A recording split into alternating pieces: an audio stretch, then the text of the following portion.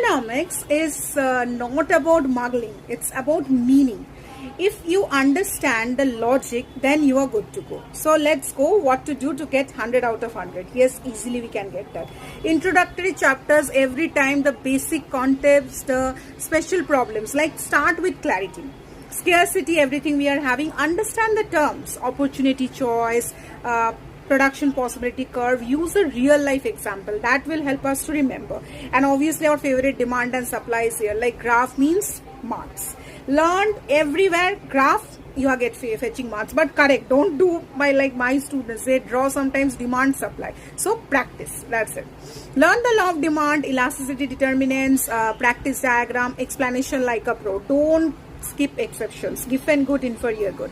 Consumer and production equilibrium, while we are studying demand and supply in economics, we have to come in an equilibrium. So focus on the utility approach, indifference curve, MC equal to MR, the equilibrium. So marks are in writing clean steps and perfect drafts.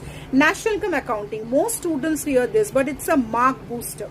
Know the difference between GDP, NDP. So master the numericals, practice from past paper and avoid formula confusion.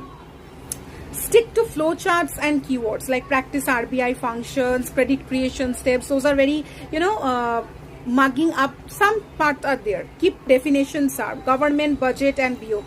Understand revenue versus capital, the deficit types. Focus on current versus capital accounts. So BOP always balanced. And then the Indian economic. Use data smartly. If you are from CBSE board, you are having separate Indian economic book. So write an intro, body, conclusion.